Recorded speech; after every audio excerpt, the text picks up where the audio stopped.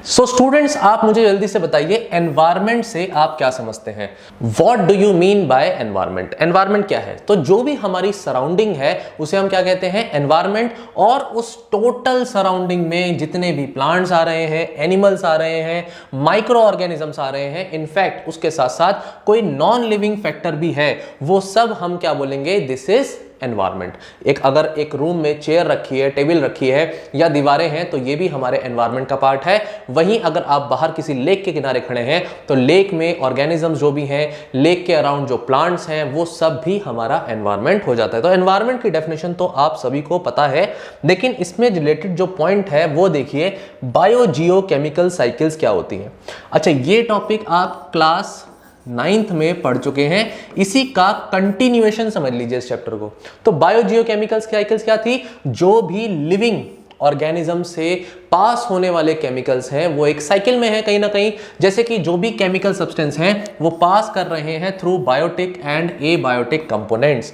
Abiotic मतलब non living, biotic मतलब living. ठीक है, जैसे कि नाइट्रोजन साइकिल आपने लास्ट ईयर पढ़ी है, कार्बन साइकिल पढ़ी है, ऑक्सीजन साइकिल पढ़ी है और वाटर साइकिल। ये 4 साइकिल आप ऑलरेडी पिछले साल अपनी क्लास 9th में पढ़ चुके हैं। मैं इसी का अगर ओवरव्यू दूं तो इस तरीके की एक नाइट्रोजन साइकिल आपने पढ़ी थी, जहां पर आपने देखा था कि nitrogen as gas plants absorb नहीं कर पाते और उनको कन्वर्ट करना पड़ता है इस नाइट्रोजन को नाइट्राइट और नाइट्रेट में। जब वो इन्हें कन्वर्ट करते हैं तब जाकर के प्लांट्स इसको एब्जॉर्ब कर पाते हैं एंड अल्टीमेटली फिर इस तरह से प्लांट डिग्रेड करेंगे तो अमोनिया बनेगी। अमोनिया के बाद जो है कैसे नाइट्रोजन वापस से गैस में कन्वर्ट होता है, यही पूरी आपकी नाइट्रोजन साइकिल थी। ध्यान से देखेंगे इस डायग्राम में कि कैसे नाइट्रोजन एटमॉस्फेयर में है, फिर वो अमोनिया में कन्वर्ट हो सकता है कि एनिमल वेस्ट या प्लांट वेस्ट हो, या फिर उसमें जो है नाइट्राइट की फॉर्म में कन्वर्ट होकर नाइट्रेट की फॉर्म में कन्वर्ट होकर, जिसे हम नाइट्रिफिकेशन भी कहते थे, कैसे प्लांट्स ने दोबारा उसे एब्जॉर्ब कर लिया। और डीनाइट्रिफिकेशन एक ऐसा प्रोसेस जहां माइक्रो ऑर्गेनिजम्स वापस से इस नाइट्रेट को नाइट्रोजन गैस में कन्वर्ट कर देते हैं। तो you are already aware of these kind of cycle जो आपने क्लास 9th में पढ़ी है। अब यहां पर देखते हैं कि वेस्ट क्या है ना। तो आपको पता होना चाहिए कि वेस्ट क्या होता है। तो वेस्ट क्या है? जो भी ऐसा यूजलेस या डिस्कार्डेड मटेरियल होता है जो गैसियस फॉर्म में हो सकता है, लिक्विड फॉर्म में हो सकता है या सॉलिड फॉर्म में हो सकता है, यही चीजें क्या है? वेस्ट है। सॉलिड वेस्ट तो हमें पता है हमारे घरों से भी जनरेट होता है, फीकल मैटर हो जो टॉयलेट्स वगैरह से जनरेट हो रहा है, या वेजिटेबल वेस्ट हो, ये सब तो वेस्ट कैटेगरी सॉलिड फॉर्म है।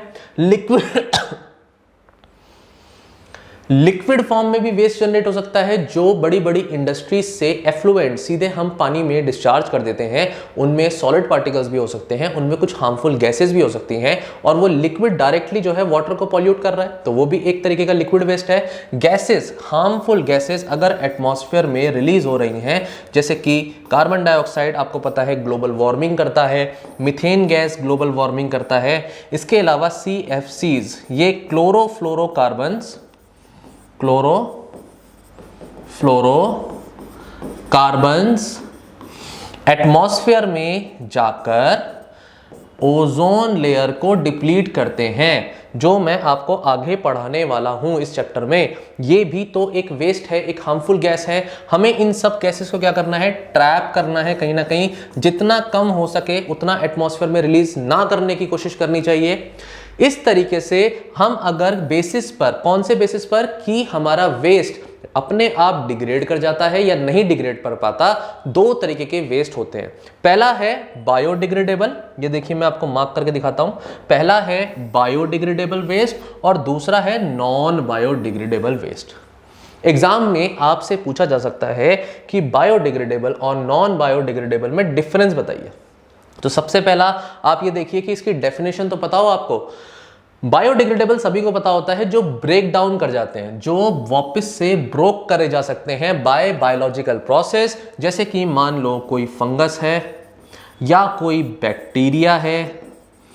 इस तरीके के ऑर्गेनिजम्स ऑर्गेनिक वेस्ट पर किसी पर इंटरेक्ट करेंगे। ऑर्गेनिक वेस्ट क्या हुआ?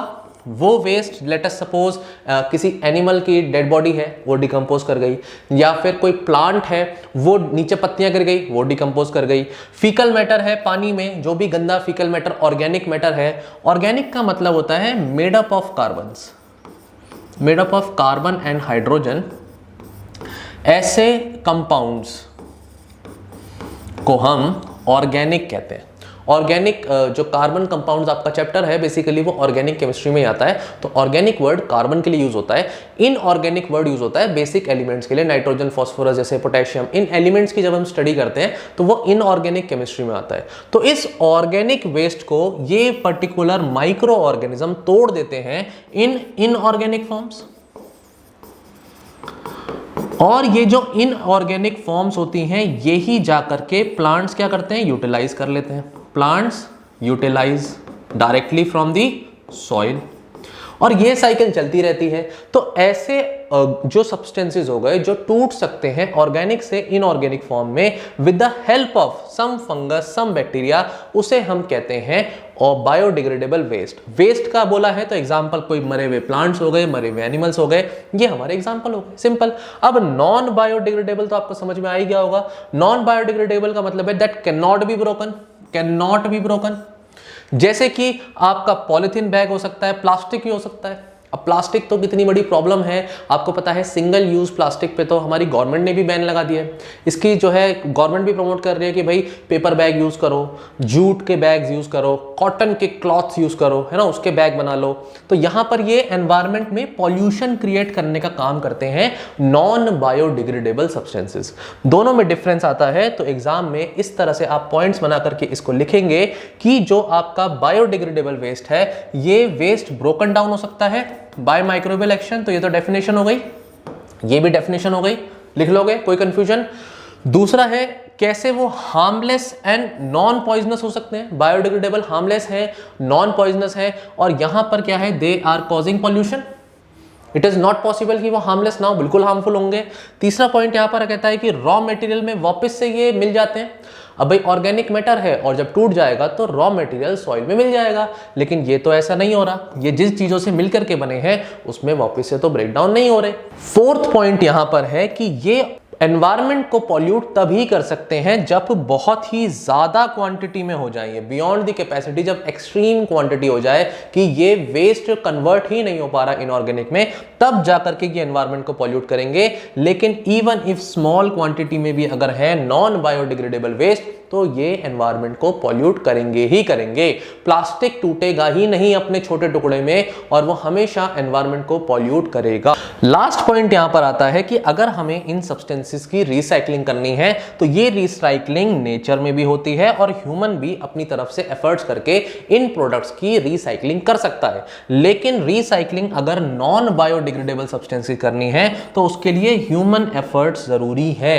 विदाउट ह्यूमन एफर्ट्स हम ऐसा कर ही नहीं सकते कि नॉन बायोडिग्रेडेबल अपने आप नेचर में रिसाइकिल हो जाए। प्लास्टिक तो नहीं तो पड़ी ही रहेगी, पॉलिथीन बैग्स पड़े ही रहेंगे, और जब तक ह्यूमन अपना इंटरवेंशन कर करके उन्हें इकट्ठा कर करके उन्हें प्रोसेसिंग ना करे उसकी, तो वो सब्सटेंस क्या होगा, रिसाइकलिंग उसकी नहीं होगी। तो ये टॉपिक आई थिंक आपको अच्छे से समझ में आ गया है।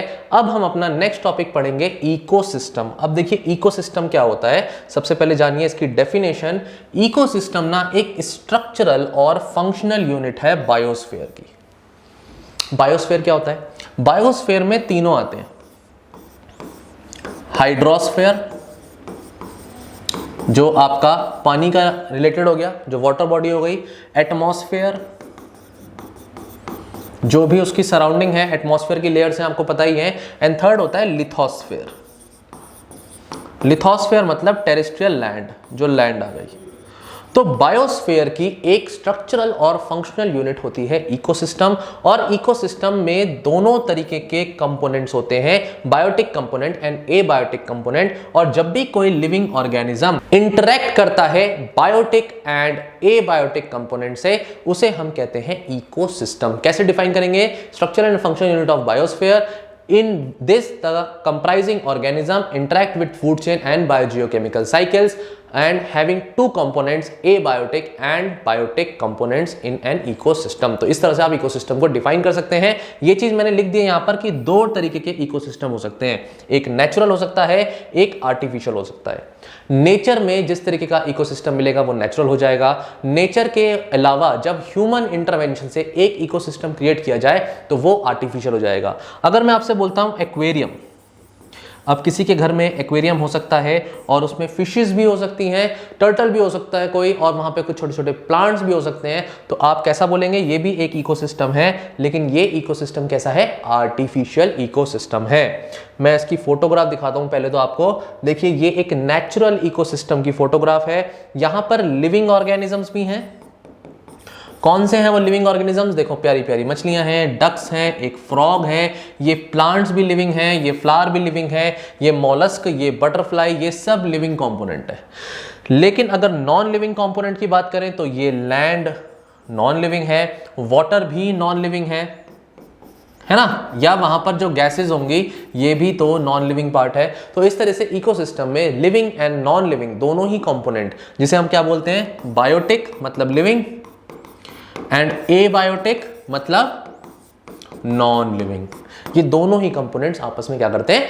इंटरैक्ट करते हैं। ठीक है, इसके जो टाइप्स हैं वो कुछ इस तरीके से हैं। टाइप्स देखिए इसके, सबसे पहला टाइप आपका आता है कि भाई मैन मेड इकोसिस्टम, जो आपके क्या कौन सी कैटेगरी में फॉल करेंगे? आर्टिफिशियल कैटेगरी में।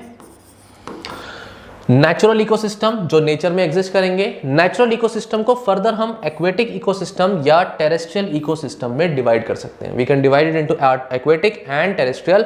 एक्वेटिक में अगर हम आए, एक्वेटिक में हम देखें तो मैरीन इकोसिस्टम हो सकता है, समुद्र, मैरीन इकोसिस्टम, तो यहां पर सी आ जाएगा, ओशंस आ जाएगा, दीज आर मैरीन इकोसिस्टम। वहीं एक ऐसा फ्रेश वाटर इकोसिस्टम भी हो सकता है पानी में, जो रिवर्स में हो, लेक्स में हो, पॉन्ड्स में हो, तो इस तरीके का भी इकोसिस्टम होगा, लेकिन वो क्या है? बड़े लेवल, लार्ज लेवल पे नहीं है। मैरीन इकोसिस्टम बहुत ही लार्ज लेवल पर होगा। अब बात करते हैं आपके आर्टिफिशियल इकोसिस्टम की। आर्टिफिशियल इकोसिस्टम में देखो, अगर फार्मिंग कर रहा है कोई पर्टिकुलर फार्मर, तो उस फील्ड में प्लांट्स भी लगे हैं, इंसेक्ट्स भी हैं, कुछ लिविंग ऑर्गेनिजम्स और भी होंगे, माइक्रो ऑर्गेनिजम्स होंगे, तो वो भी अपने आप में एक इकोसिस्टम है।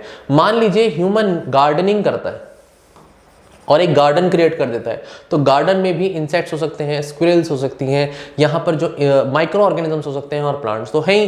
तो इस तरह से गार्डन भी एक आर्टिफिशियल इकोसिस्टम है। एक्वेरियम का एग्जांपल तो मैंने पीछे ही आपको बता दिया था। एग्जाम में क्वेश्चन पूछा जाता है कि दो तरीके के आप बताइए जल्दी से इकोसिस्टम, मैन मेड इकोसिस्टम और नेचुरल इकोसिस्टम, इन दोनों के एग्जाम्पल दीजिए। तो दो एग्जाम्पल पूछे जा सकते हैं, but that becomes a very easy question. लेकिन उस पॉइंट ऑफ टाइम पे क्या होता है, एकदम से आंसर स्ट्राइक नहीं होता।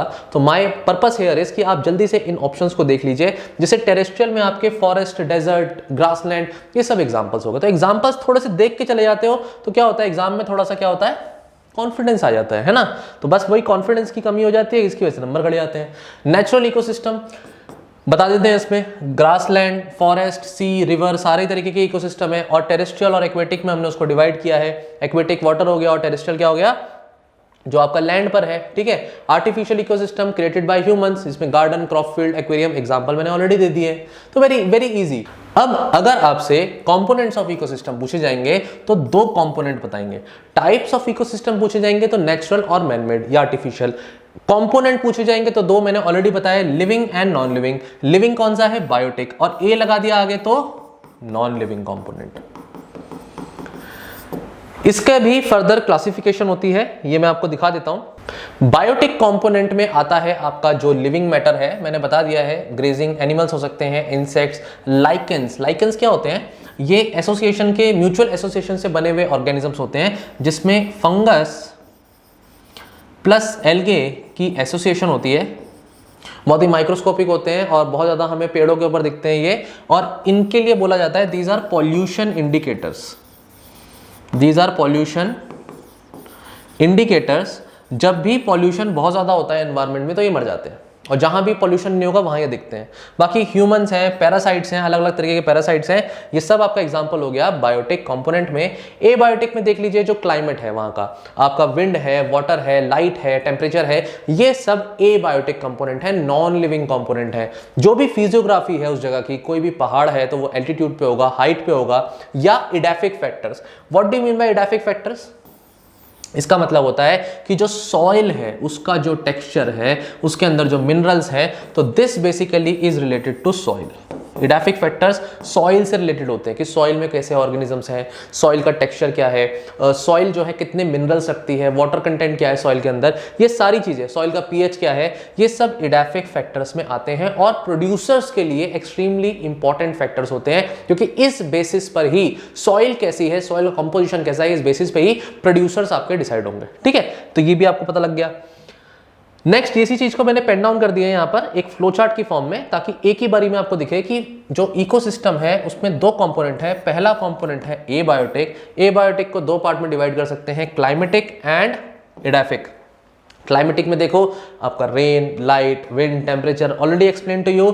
वहीं इडेफिक फैक्टर्स में देखो सॉइल, सॉइल का पीएच, मिनरल्स, या वहां की टोपोग्राफी क्या है। टोपोग्राफी मतलब ज्योग्राफी कैसी है, उस जगह की लोकेशन कैसी है, कितनी हाइट पे है, ये सब चीजें होंगी। अब अगर मैं बायोटिक कंपोनेंट्स की बात करूं तो बायोटिक कंपोनेंट्स को आप तीन तरीके से डिवाइड करेंगे, है ना। एबायोटिक तो सर ने बता ही दिए। बायोटिक तीन तरीके से डिवाइड हो जाते हैं, प्रोड्यूसर्स, कंज्यूमर्स एंड डीकंपोजर्स। जो आपके प्रोड्यूसर्स हैं उन्हें हम क्या बोलते हैं, ऑटोट्रॉफ्स। ऑटोट्रॉफ्स का मतलब हुआ जो अपना खाना खुद बनाते हैं। पता है आपको ऑलरेडी प्रोड्यूसर्स में, इसमें आपके जो है हर्ब्स आ गए, श्रब्स आ गई, स्मॉल प्लांट्स स्मॉल ट्रीज, या लार्ज बड़े बड़े ट्रीज। इसके अलावा और कौन आ सकते हैं प्रोड्यूसर्स में? ये बात जानने की है कि एक्वेटिक इकोसिस्टम में यहां पर फाइटोप्लैंक्टन्स भी बायोटिक कंपोनेंट होते हैं। फाइटोप्लैंक्टन्स क्या होते हैं? माइक्रोस्कोपिक लिविंग ऑर्गेनिजम्स जो सनलाइट की एनर्जी को यूज करके अपना खाना बनाने की कैपेसिटी रखते हैं। आप मुझे बताइए, जो प्रोटिस्ट होते हैं, यूनिसेलुलर प्रोटिस्ट, यूग्लिना है ना, या फिर पैरामीशियम है, ये सब भी फोटोसिंथेसिस कर सकते हैं। एंड देन क्योंकि ये अपना खाना खुद बना रहे हैं, इन्हें हम क्या बोलेंगे? ऑटोट्रॉफ्स। इसके अलावा कंज्यूमर तीन तरीके के हो सकते हैं, प्राइमरी कंज्यूमर्स, सेकेंडरी कंज्यूमर्स, या फिर टर्शियरी कंज्यूमर्स। प्राइमरी कंज्यूमर वो होते हैं जो डायरेक्टली डिपेंडेंट होते हैं प्लांट पे, सेकेंडरी वो होते हैं जो प्राइमरी को खाते हैं, और टर्शरी वो होते हैं जो सेकेंडरी को खाते हैं। तो फूड चेन जब मैं पढ़ाऊंगा तो ये चीज बताऊंगा, बाकी आप ये देख लीजिए अभी यहां पर जो मैंने आपको फ्लो चार्ट दिया है। डीकंपोजर्स क्या होते हैं? डीकंपोजर्स में आ जाते हैं फंगस, बैक्टीरिया। ये बेसिकली ऑर्गेनिक वेस्ट को, ऑर्गेनिक मैटर को तोड़ने में काम करते हैं। किसमें? इनऑर्गेनिक में। और किस पे जिंदा रहते हैं ये? अगर मैं आपको लिख करके दिखाऊं यहां पर, तो किस पे जिंदा रहते हैं? डेड एंड डिकेइंग मैटर पर दे सर्वाइव। ठीक है, they feed on dead and decaying organic matter. ठीक है, तो ये आपके हो गए biotic components of the ecosystem. ठीक है स्टूडेंट्स।